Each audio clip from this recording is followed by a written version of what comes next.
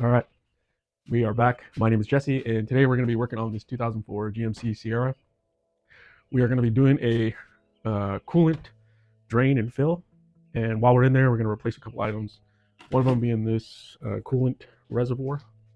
The one on there right now works just fine. It's just very, very, very discolored. Almost looks like brown. You can barely see the coolant line. It's probably been in the truck for over 20 years.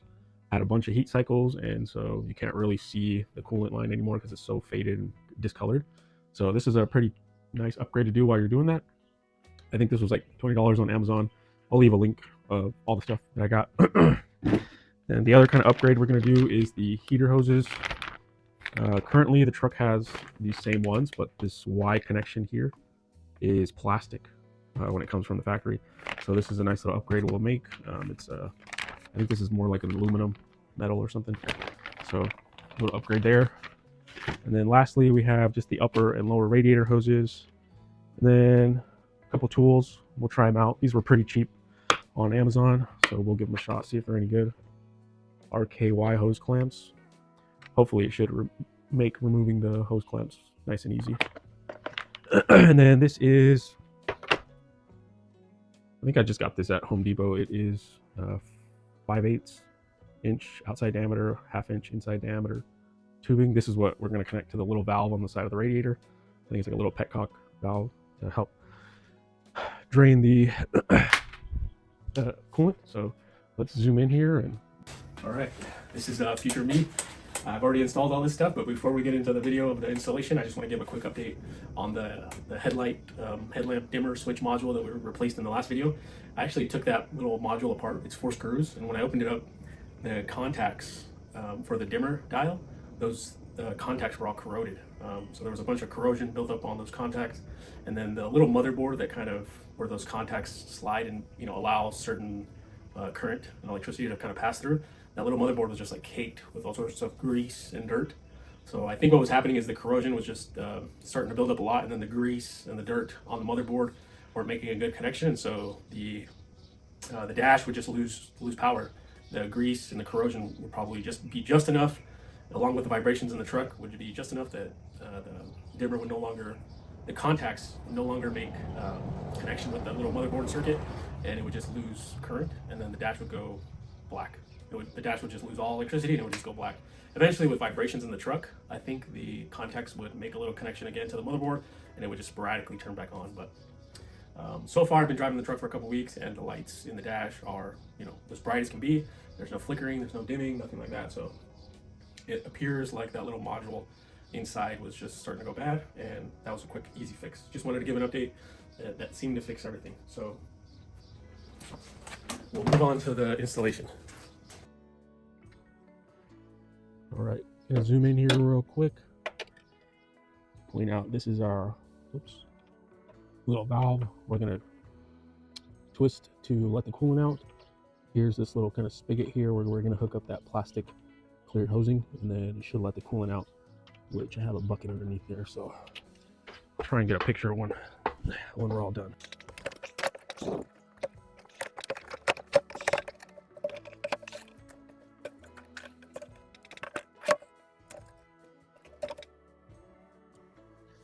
All right, so we're going to remove this intake hose just to make it a little easier to access everything. And there is one clip here for I think it's the mass airflow sensor. It's got like a little retainer clip that you just have to pull up, press this tab down, should open.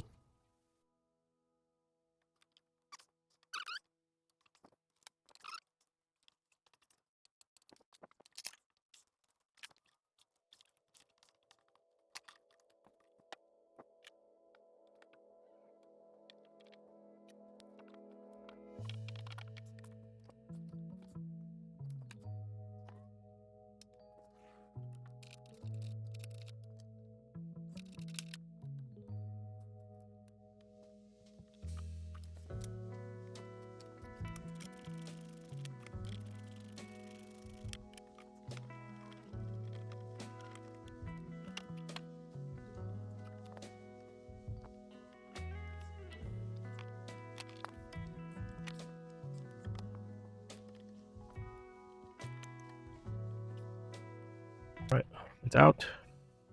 It's a 10 millimeter bolt, 10 millimeter bolt in the back, and then this part right here just clips onto the truck, the actual like body of the truck. It just slides into the body of the truck. Bolt, bolt, and then hose clamp, another hose clamp.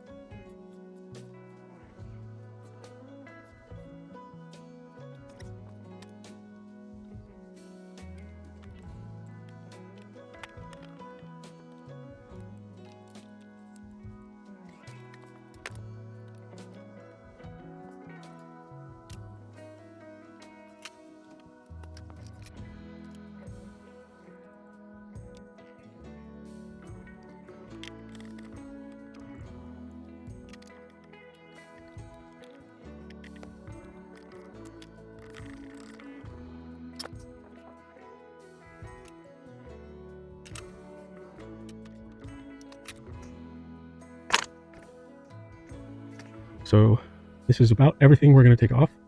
Down here we have our heater hoses, these two. This is our upper radiator hose, lower radiator hose. And on my truck, the heater core hoses should go right here. But the heater core failed, so they just kind of bypassed it. And they bypassed it with, it looks like some sort of 1/2 inch or 3/4 inch copper pipe. So we're just going to leave it like that. I tried to see if there was some sort of like aftermarket bypass hose that just kind of went from here to here, and they do have one online, but it didn't have really good reviews. So I'm just going to stick with the copper pipe they have still there. That was holding up pretty good, and I don't imagine that's going to fail anytime soon. But this is the older lower radiator hose, which I think might be still okay, but we'll just replace it. And then this is the plastic Y connection, and then all these hoses kind of look a little old, so we'll replace most of these.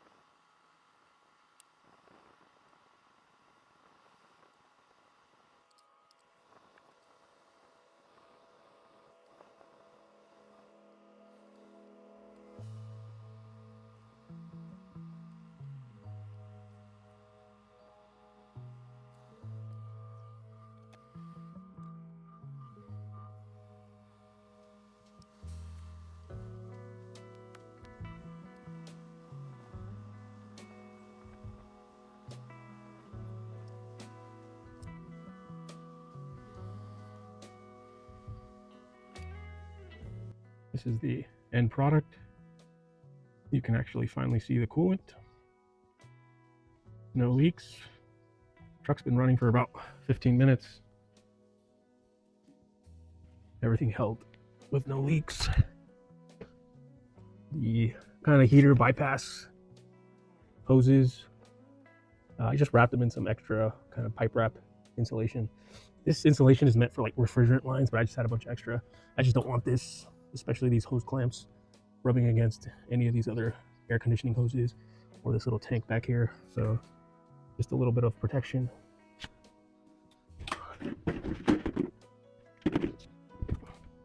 Look.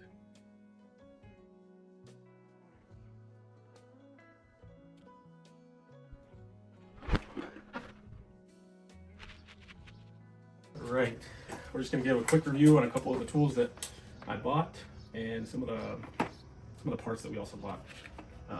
These radiator kind of hose clamps are, I think these were like $15 or $20, but these were super nice.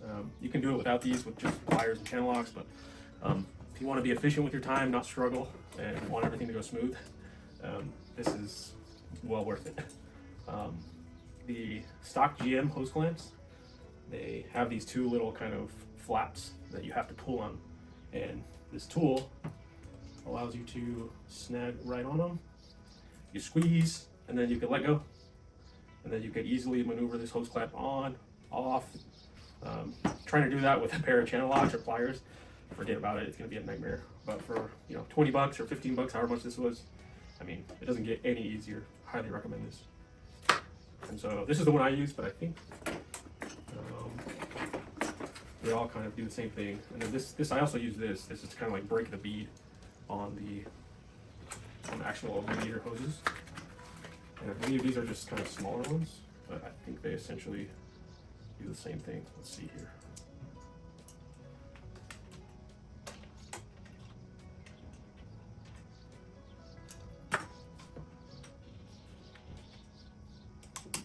Yeah, so I mean, you could use that one or this one.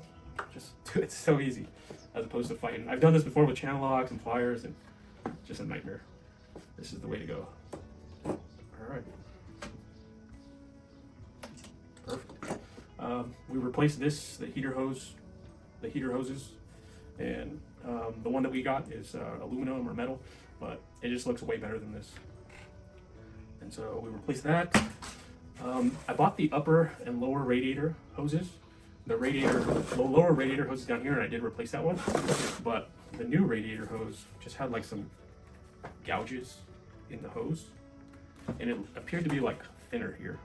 The one that's on the truck right now, it still has the sticker on there. Somebody bought it's a Gates radiator hose. I think it's from like AutoZone or O'Reilly's, but that one is super thick here.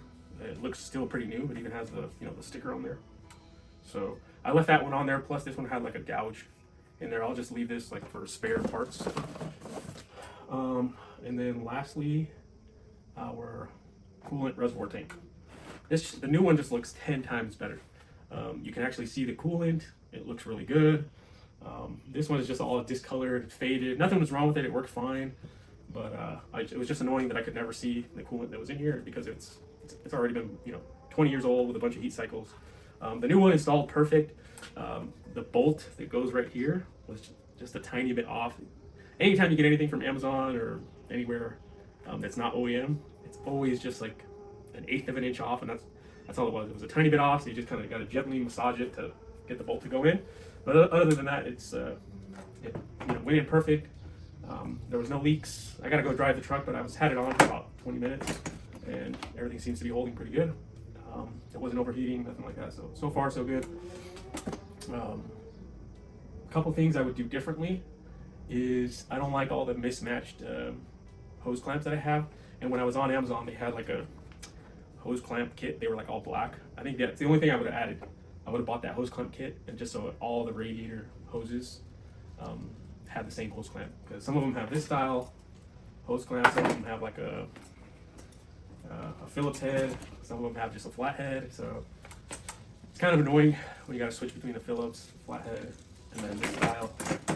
So I think the only thing I would have done differently is I would have just bought that. It was like $8 or $9. It was just like a hose clamp kit, and I would have just done all the hoses when I had the same radiator hose clamp.